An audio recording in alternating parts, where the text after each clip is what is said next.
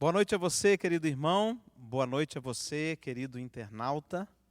Onde quer que você esteja agora, neste meio de semana, que bom que você está sintonizando, quem sabe no horário em que essa transmissão está indo ao ar, ou talvez você esteja acessando já depois do culto que estamos realizando nesse momento. Que bom é ter você aqui sintonizado com este pedacinho do céu que se transforma cada lar, cada local, onde convidamos Jesus a estar presente.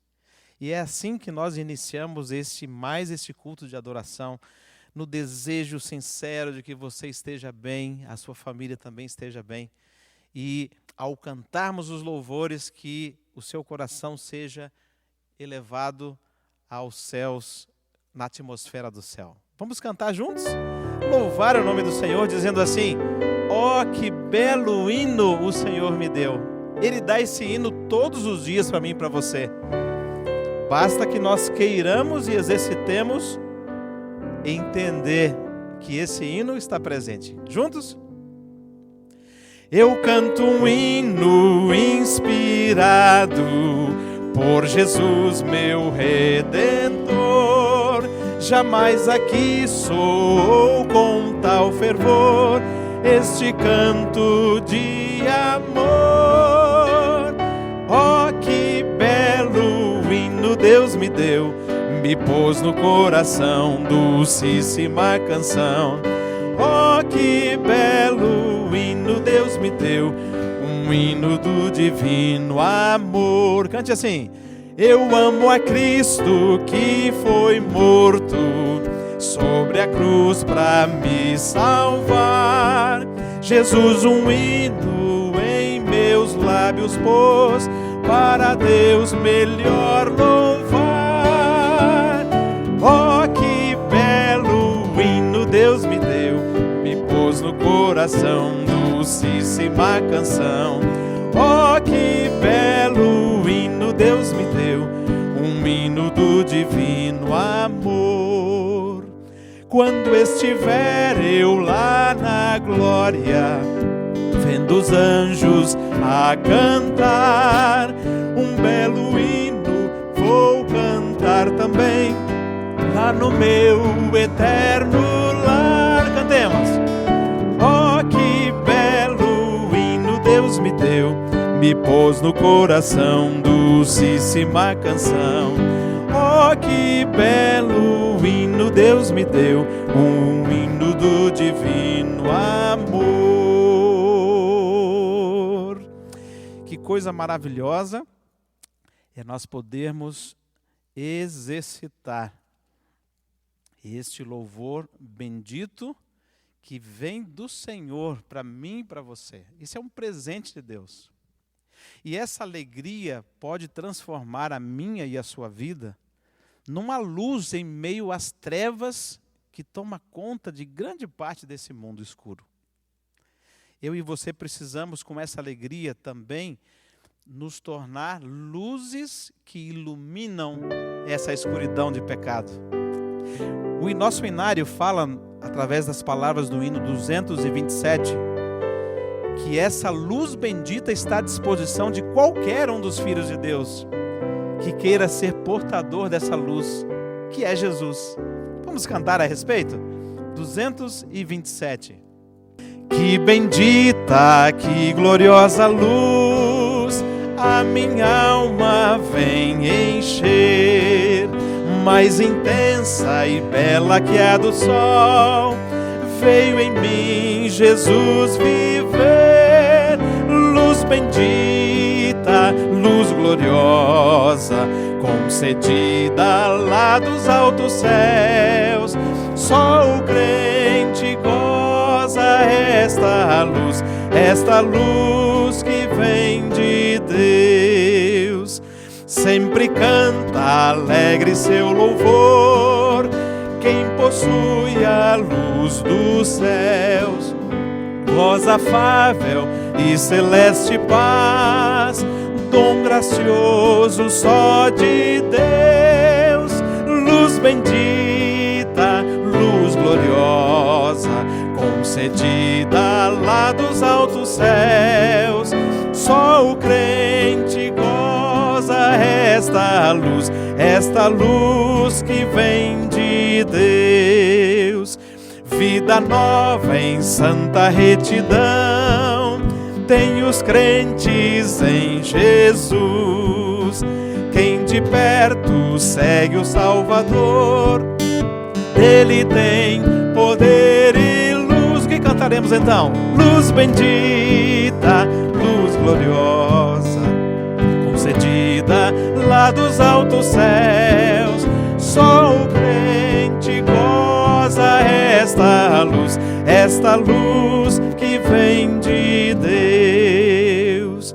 Esperança, vida e salvação has de ter, ó pecador, aceitando Cristo nossa luz, este dom do Deus de amor.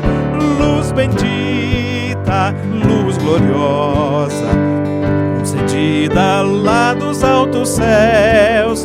Só o crente goza esta luz que vem de Deus.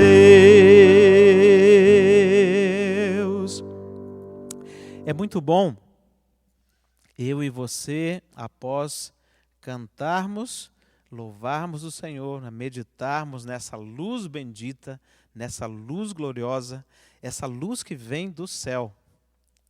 Agora fecharmos nossos olhos e clamarmos que essa luz possa clarear, a luz do Espírito Santo de Deus agora, possa clarear a nossa mente para compreendermos a mensagem da palavra de Deus, separada por Ele, através do servo dele, pastor Elbio, nesta noite. Vamos orar juntos? Feche seus olhos onde você está. Querido Deus, amorável Pai, te agradecemos, Senhor, mais esta oportunidade que temos no meio dessa semana, de separarmos esse tempinho para estarmos conectados com as coisas do céu. Cantamos, Senhor, da alegria que precisamos exercitar como cristãos, pois temos esperança. Senhor, também cantamos dessa luz bendita que vem do céu, que está à disposição de qualquer um dos teus filhos, que queira tomar dessa luz, usufruir dessa luz e também, através como espelhos, refletirmos a um mundo que carece dessa luz bendita, luz gloriosa. Ilumina nossa mente nessa noite, Senhor, para compreendermos a Tua palavra. Ilumina em especial a mente do Teu servo, pastor Elbio, a mais uma vez abrir a palavra e a falar ao coração das nossas famílias. Senhor, que possamos compreender esse recado para a nossa família em mais essa noite. É o que nós te pedimos e agradecemos em nome de Jesus. Amém. Boa noite a todos. Sejam bem-vindos a mais este culto de quarta-feira, meio da semana. Podemos dar uma paradinha. Muito obrigado aos meus amigos, membros dessa igreja aqui do IACS, que estão aí assistindo na sua casa ou em outro momento, em outro ambiente.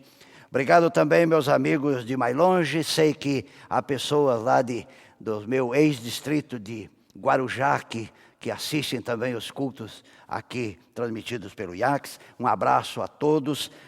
Muito obrigado por programarem, por se organizarem para esse momento especial de adoração. Estamos nesta série, nas quartas-feiras, pensando sobre família. E hoje eu quero trabalhar com você, pensar com você, principalmente naquelas famílias que têm filhos pequenos. Se você é uma família que os filhos já cresceram, aí essa informação servirá de cultura bíblica ou para ajudar uma família que ainda os filhos estejam pequenos, mas os seus já cresceram, a informação já não é mais relevante para você aplicar nos seus filhos porque não estão mais em casa. Mas se você ainda tem filhos pequenos, o tema dessa noite é especial para você. E quero começar lendo um texto bíblico que aparece no Evangelho de Lucas, o capítulo 1, o verso 66, que diz o seguinte: todos os que as ouviram guardavam no coração, dizendo: que virá a ser, pois, este menino? E a mão do Senhor estava com ele. Para entendermos esta pergunta, que virá a ser, pois, este menino? Nós temos que entender o contexto, a história. E para entender a história, eu quero ler mais 3 versos. Está no capítulo 1 de Lucas, agora o verso 5, o 6 e o 7. Nos dias de Herodes, rei da Judéia, havia um sacerdote chamado Zacarias, do turno de Abias. Sua mulher era das filhas de Arão e se chamava Isabel. Ambos eram justos diante de Deus, vivendo irrepreensivelmente em todos os preceitos e mandamentos do Senhor. Preste atenção agora nesse verso. E não tinham filhos, porque Isabel era estéril, sendo eles avançados em dias. Uma forma educada para dizer que eram velhos. Eles eram velhos, eram já idosos, e Isabel nunca teve o privilégio de ter um filho. E é claro que hoje essa preocupação dos casais já ainda existe quando não podem ter filhos, mas no passado essa preocupação era muito maior. O dilema social era muito grande para uma família, uma mulher que não podia gerar filhos. E Isabel era esposa de um sacerdote e não tinha filhos. E para piorar, o tempo estava passando, estavam envelhecendo, e qualquer um entendia, já naquele tempo, que o envelhecendo o corpo se tornava impossível ter um filho. Mas a história é longa, você depois pode ler em casa todo o capítulo 1 de Lucas, você vai compreender a história, os desdobramentos da história. Isabel engravida na velhice, Zacarias fica duvidoso da promessa e, como consequência de duvidar, ele fica mudo, e ficou mudo por um bom tempo. O neném nasce, e no dia do nascimento, logo após o nascimento, ficavam discutindo que nome dariam ao rapaz, ao menino, a esse homem que seria gerado nessa família, e discutiam que nome, e a mãe disse que o nome teria que ser João. Mas as pessoas questionavam, mas não tem nenhum João na família, por que João? E perguntaram ao pai, mas o pai estava mudo, e ele pede uma tabuinha e escreve, o nome é João. E aí ele começa a falar. Assim nasceu João Batista. E quando esse menino estava ali crescendo, as pessoas perguntavam, e a pergunta está no verso 66. Todos que as ouviram guardavam-na no coração, dizendo: que virá a ser, pois, este menino? Todos que conheciam a história, sabendo que os pais eram idosos, o pai fica mudo, coisas anormais aconteceram no nascimento desse garotinho, dessa criança. E os vizinhos, os parentes perguntavam: o que vai ser esse menino? Me permitam tirar esta pergunta do contexto e trazer para nós agora. O que vai ser esse menino? Seu filho agora. Esse que está aí, talvez até já dormindo no seu colo, ou está aí ao seu lado. O que vai ser esse menino? Eu quero pegar essa pergunta. O tema de hoje vai girar em torno dessa pergunta. O que vai ser esse menino? E podemos também colocar essa menina. O que vai ser? Bem, meu querido pai, minha querida mãe, eu quero dizer para você o seguinte. Esse menino vai ser o que 3 entidades fizerem por ele. Quais são as 3? Primeiro, a família. Segundo, a igreja. E terceiro, a escola. Esse menino vai ser o que essas 3 entidades fizerem por ele. A igreja, aliás, a família, vamos pôr na ordem correta, a família, a igreja e a escola. O que vai ser esse menino? Então, um menino, para ser um bom menino, para ser um menino de futuro, para ser um menino que traga alegria aos pais, à sociedade, à igreja, à escola e, é claro, a Deus, ele precisa receber dessas 3 entidades, família, igreja e escola, ele precisa receber 5 coisas, 5 presentinhos. E de forma bem rapidinha, eu vou mencionar essas 5, para não gastar muito o seu tempo e também o nosso tempo aqui é limitado. Primeira coisa que esse menino precisa receber, tanto da família, como da igreja e como da escola. Ele precisa receber limites. Criança tem que ter limite. Limite no quê? Vou dizer algumas coisas por dizer. Ele precisa ter limite no falar. Ele tem que saber que tem horas que pode falar e tem horas que tem que ficar quieto. Quem vai dar isso? As três entidades. Família, igreja e escola. Por isso aqui na igreja, as crianças têm que ficar em silêncio. Ele tem que ser ensinado em casa, que na igreja fica em silêncio. A criança tem que receber limite no falar. Ela tem que receber limite também no caminhar. Ela tem que saber que em lugares pode correr e em lugares não pode correr. Ela tem que entender isso. Tem lugares que pode caminhar mais rápido e tem lugares que tem que caminhar bem devagar e com cuidado. Ela tem que entender isso. E quem vai dar isso? As três entidades. A família, a igreja e a escola. Ela também tem que ter limites nas suas ações. Ela não pode entender que em qualquer lugar ela pode fazer o que ela quiser. Ela não pode brincar em qualquer lugar, ela não pode gritar em qualquer lugar, ela não pode estar fazendo qualquer coisa em qualquer lugar. Ela tem que ter limites no seu agir. Então a primeira coisa que uma criança precisa receber dessas três entidades é limite. Segunda coisa, essa criança precisa receber horário. Uma das tragédias numa família é uma família sem horário. Você imagina que tipo de filho vai ser que não tem hora? Mas horário para quê? Para muitas coisas. Numerei algumas aqui para a gente pensar. Ela precisa ter horário para comer. Criança não pode estar comendo, abrindo a geladeira e comendo a hora que quiser. Não. Tem que ter horário para as refeições. Ela precisa entender isso. Horário de comer e horário que não se come. Segunda coisa, ela precisa ter horário para brincar. Criança precisa brincar, mas ela não pode viver brincando. Ela tem que entender que brincar é apenas um pedaço do tempo.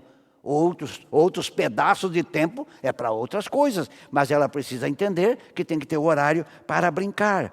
Ela também tem que ter horário para dormir. Criança não pode dormir a hora que quer, junto com os adultos. Não, criança tem horário de criança e dormir. E ela precisa dormir naquele horário. Ela precisa saber que tem que ter horário definido. Mas também, criança tem que ter horário para trabalhar. Ela precisa trabalhar. Trabalhos correspondentes à sua idade. Mas ela precisa ter horário para trabalhar. Então, uma criança, ela precisa de limite, primeira coisa. Ela precisa também de horários definidos. Gosto de ver algumas famílias que têm na geladeira ou num outro local os horários, as tarefas. Lindo exemplo. Parabéns a essa família que faz isso. A criança precisa disso.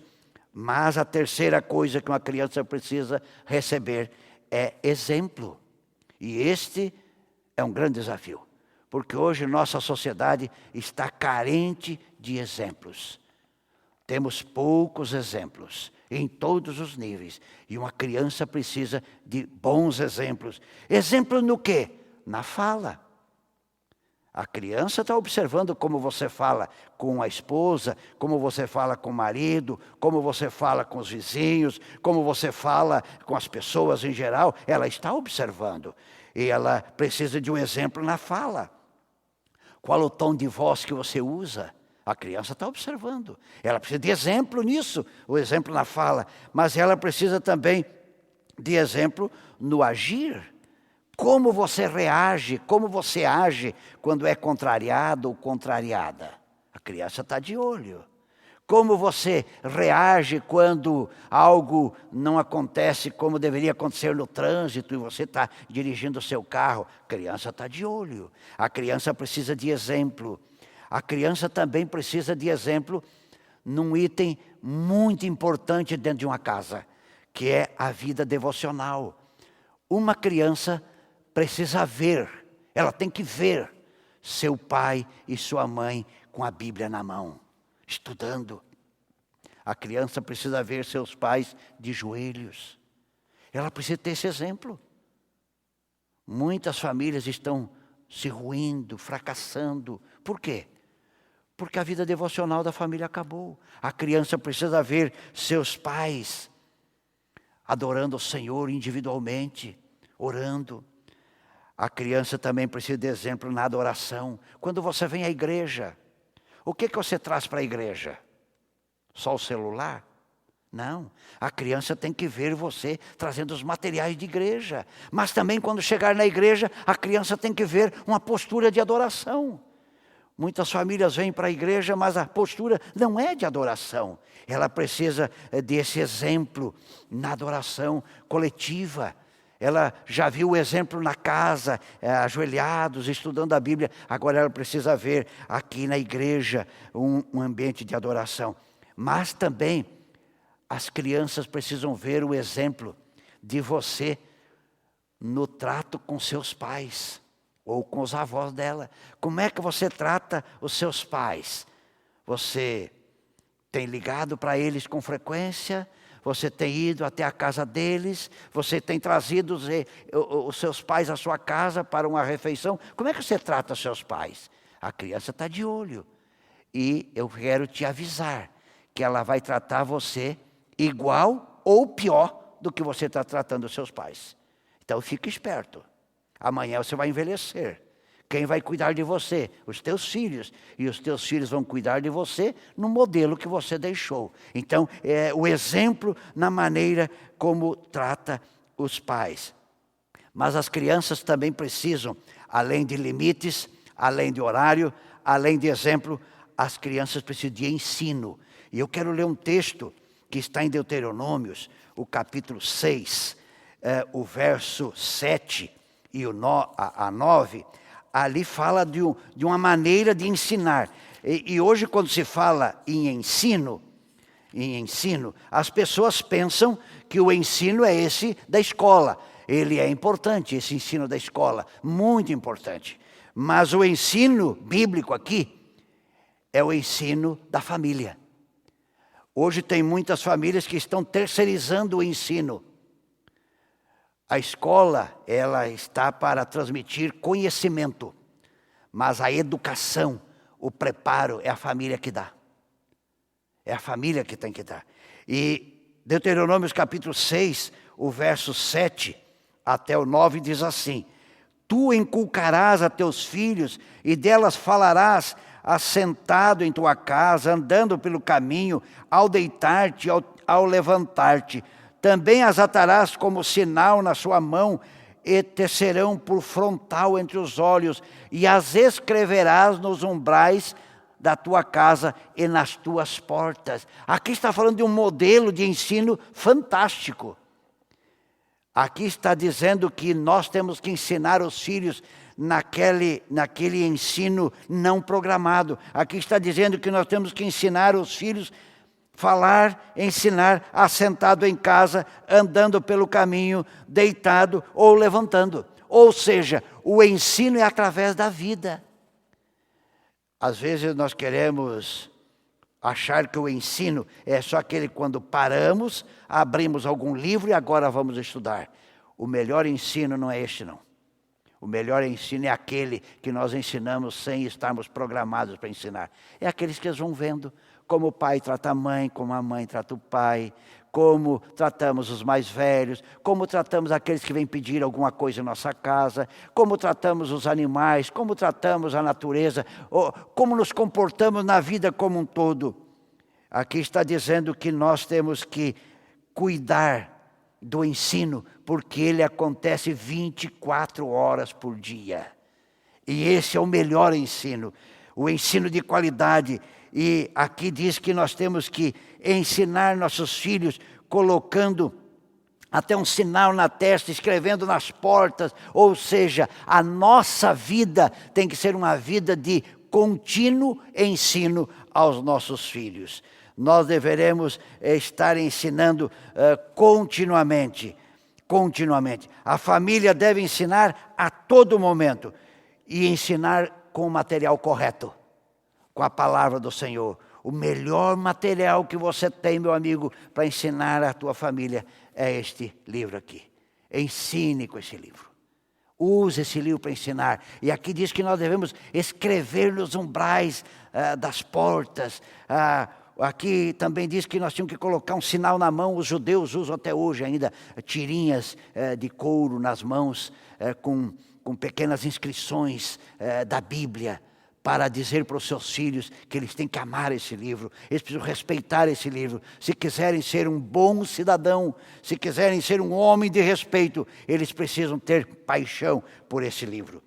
E a última coisa que nós precisamos dar para os nossos filhos é disciplina.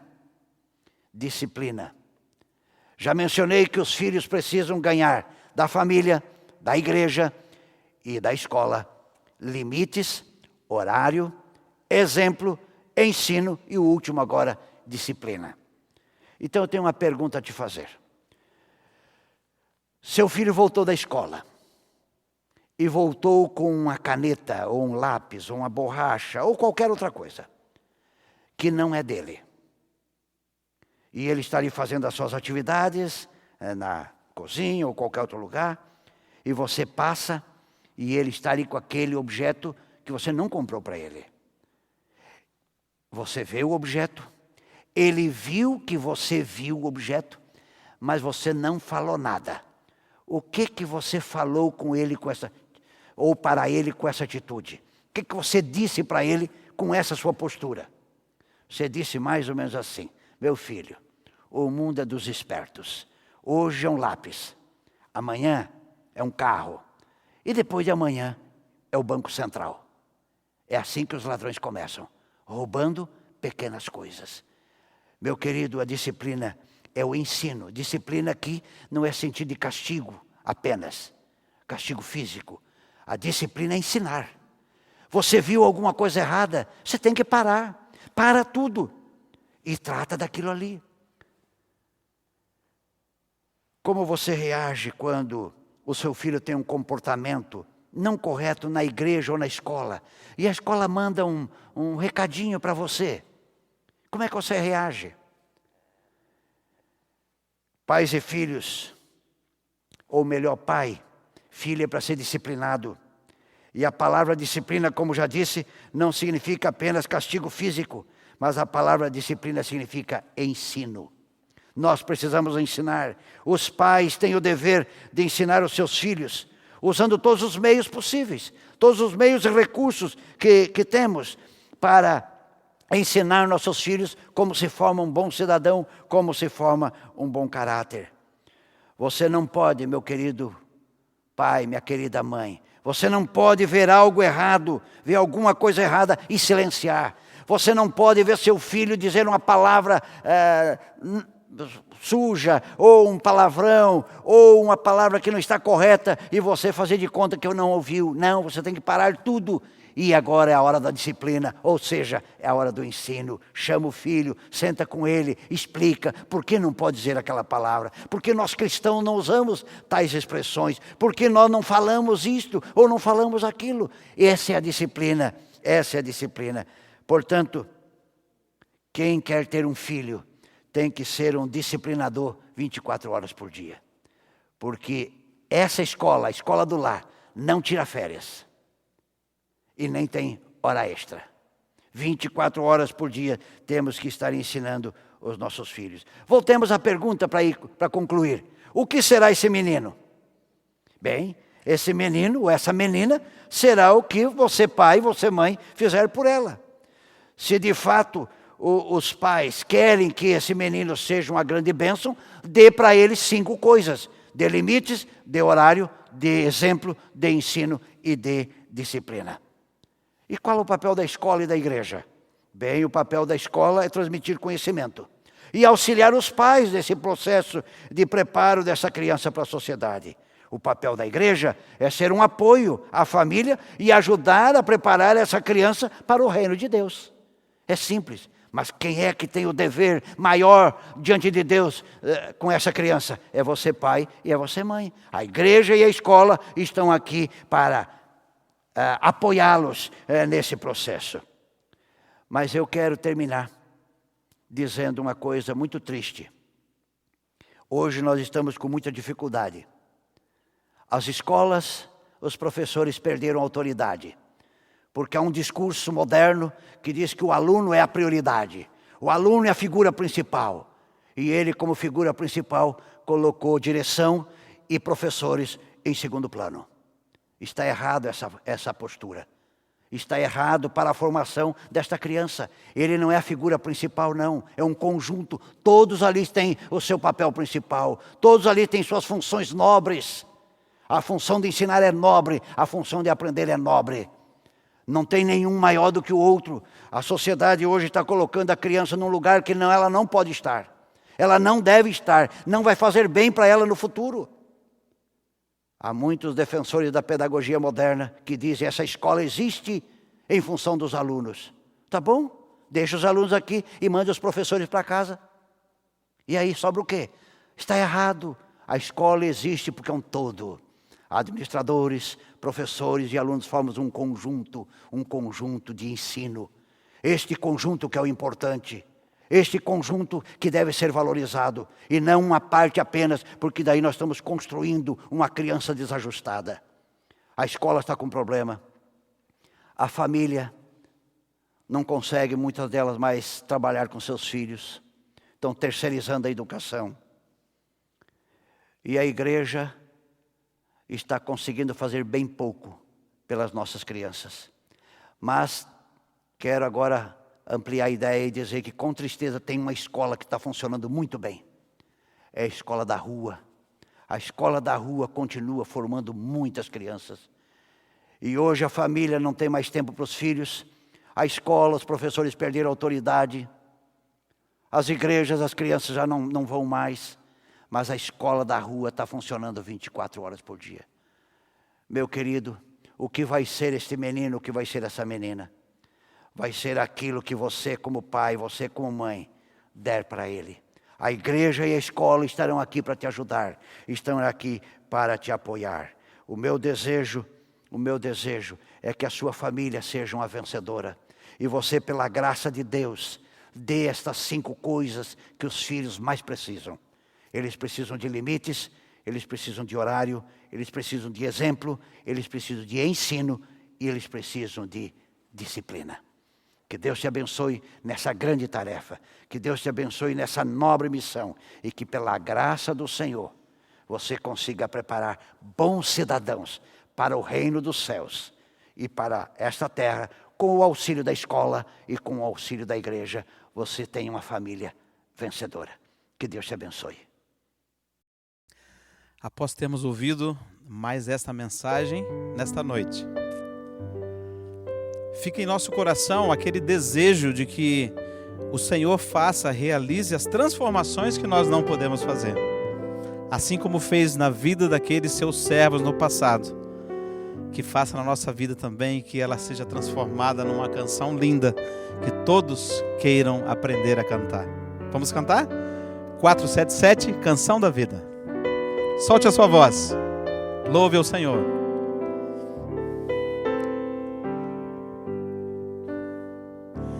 Pai querido, obrigado pelos planos, grandes sonhos, especiais para mim. Diga a ele: tu me guias nos caminhos desta vida, ao teu lado nada faltará.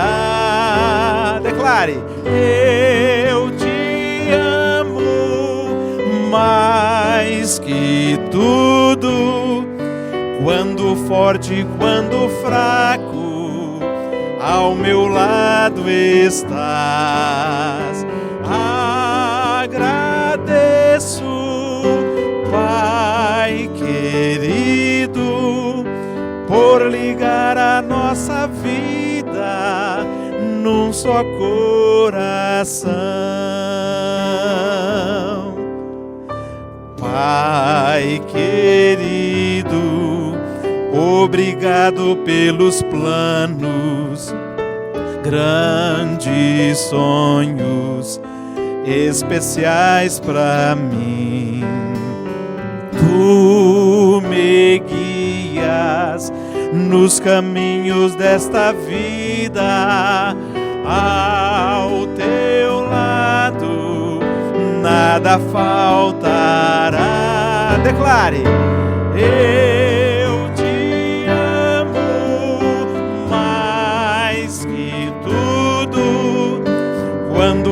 fraco, tua força nunca falhará.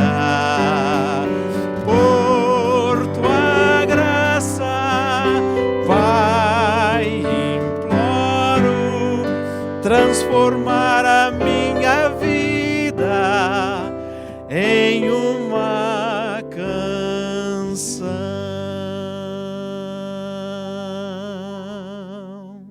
Amém? Nós acabamos de cantar este hino, Canção da Vida. Pai querido, cuida de nós, ajuda a nossa família, socorre-nos como pais, como mães, para que a nossa família seja vencedora. E eu queria orar agora por sua família, para que Deus abençoe muito a você como pai, você como mãe, nesse grande trabalho que tem de preparar seu filho para ser bom cidadão aqui nesta terra e cidadãos do reino dos céus. Senhor nosso Deus, obrigado pela família.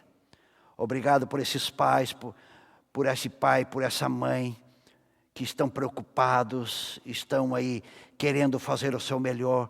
Por favor, Senhor, socorra esses pais, socorra esses filhos, socorra essa família, para que no meio de tantas confusões, de tanto tumulto, eles possam, pela Tua graça, preparar os filhos para esta terra e prepará-los para o Teu reino. Ajuda também nossa escola para que ela contribua na formação, na edificação do caráter. Ajuda a igreja para que ela possa ser um agente de preparo dessas crianças para o reino dos céus. E que juntos consigamos produzir grandes cidadãos para o reino dos céus. Abençoe esta família que está com alguma dificuldade, dê sabedoria a esse pai, a essa mãe, para tratar dessa dificuldade que porventura vem existir. E que pela Tua graça, todas essas dificuldades sejam sanadas. E que pela Tua graça, tenhamos famílias vencedoras em todos os sentidos. Cuida de cada família, os abençoe e os guarde, livra-os de todo o mal, pois nós pedimos e agradecemos no nome de Jesus. Amém.